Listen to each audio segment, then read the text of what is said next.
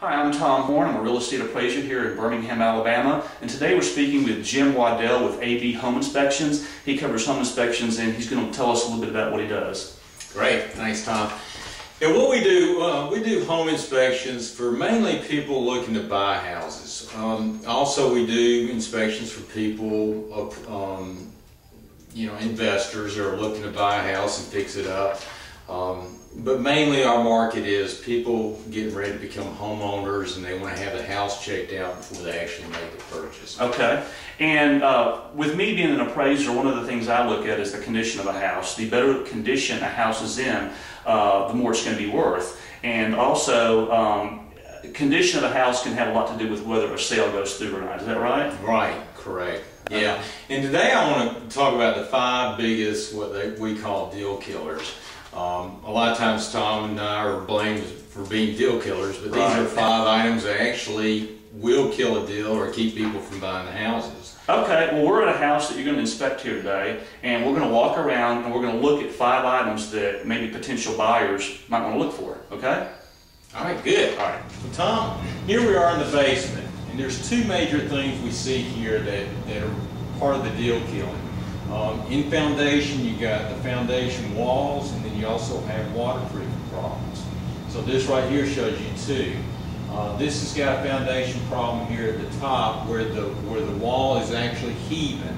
This wall is actually coming in toward the house, and most people when they go to look at a house, they don't really catch this. But we catch these things, so to let buyers know. So if I was a buyer and came in here, that would be a red flag right there. That'd be a red flag. And this right here can be fixed, but it's going to cost some money. Okay. And if you don't fix it, it's going to be a problem where when this wall heaves or falls down, the house is going to come with it. Okay. Also, there's waterproofing problems. You can kind of see here where the effervescence or the minerals starting to flush through the walls. Right. Also, you got water stain and you got wet floors here where when it rained last night, now water's starting to come into the basement. So, wet basements, wet crawl spaces is not good for anybody. So that could be a deal killer there. Okay, so that's the first thing. So let's take a look at the next thing. All right, here we are outside, and here's the roof. The roof is the number 2 thing that is probably a deal killer in a lot of cases. But here you've got a torn gutter. It looks like a tree's falling on the house, and you got really old shingles that probably there's a small leak now. But in a few months, you're going to have major leaks because the roof does need to be replaced. So, the roof is the number 2 kill dealer that a lot of sellers don't want to fix it, but a lot of buyers want to have it fixed before they move in. Well, what is one of the first signs that a roof is starting to age and you need to be concerned about it? A lot of times you can visually see from the street where the shingles are starting to curl up. That tells you it's an old roof. Okay. And then when you actually get on the roof and feel the roof, if it's got flexibility to it, like a rubber band, that means it's new. But if it's old, it's going to be brittle like a hard little rock. Okay. It's going to be hard. Yeah.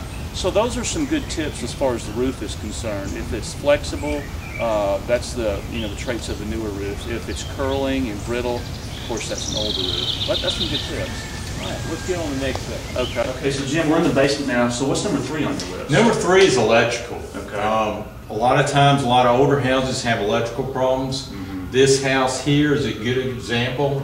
It's got the older fuse box, and it's only 60 amps. So a couple things. You're going to have trouble getting insurance on a house because they're going to want at least 100 amps. Also, to run all your appliances and everything efficiently, you're going to need 100 amps minimum. Most houses come with 200 amps. So this will have to be upgraded for someone to live here in a happy way. So what's the big thing right here? Is it the capacity or the fact that it's fuses? Because fuses are kind of old today. So probably both. Yeah, the older fuses, a lot of times people overfuse. Mm-hmm. They put larger fuses than what's required, and it fries the lines. Okay. And also, just insurance, they know it's by statistics, they know there's always electrical fire hazards with the fuses, so they always make people change to higher amperage and change the breakers. Okay. And these things that we're covering right now are things that the buyer should be aware of and possibly even negotiate with the seller, right? Correct. Okay. Yes, definitely. All right, so let's take a look at the next one. All right, Jim, nobody likes a wet house. What's this all about? Yeah, this is the older cast iron pipes, and you can see here where it's rusting. And because it's rusting, it's leaking into the floor. And this is also where you hook up your laundry or your washing machine. So this is going to generate quite a bit of water, plus the water from the toilets upstairs and everything else. So this would be something that would need to be fixed, or you're going to be constantly having plumbing problems. So, you know, this item is the plumbing, which actually can kill a deal, is bad plumbing. Would you say the newer plastic PVC pipe is better than the cast iron? Or? Yes, definitely, yes. This normally has a 50-year life or so, and the PVC is, if you take care of it, should last, I don't know how many years, 100 years maybe. Okay, yeah. Great. Hey Jim, we're on number 5 of the top things that a buyer should look for when they're looking at a potential purchase. What's the last one now? Heating and air. You know, it's a big purchase. It's a big item on the house as far as the health and comfort. Yeah. Energy efficient. It's a very important item that when you look at when you're buying a house. This unit here is a fairly new unit. It's 2005. It's a 2.5-ton unit, which is plenty big for this house. Problem with the unit being older than 3 or 4 years old is it's got the older refrigerant in it. It's got the R22 refrigerant, which they quit making parts for. So as the years progress, it'll be harder and harder to get parts for this unit. Okay. So it's important to kind of consider that and weigh that into buying a house.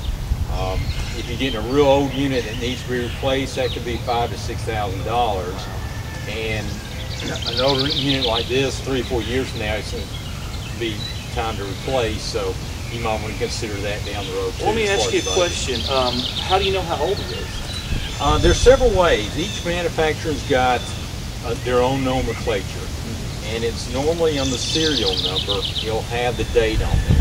And you can look on the internet, like a Carrier has a certain nomenclature. This is a pane. The pane starts off with the year. This is 2005, so it tells you what year. And a lot of times you can even tell what date it was made. Wow. Okay. Well, those are 5 tips that a potential homeowner can look for. Without having an expert come out, these can be kind of qualifying things that they can look for. You know, something could be wrong, and they could say, well, we don't want that at all. So these have been very helpful. So if you have any questions, you can give Jim a call. I'm going to put his information. I'm going to put his phone number, his email address, and then his website as well. So thanks a lot. Appreciate it. All right. Thank you, Tom.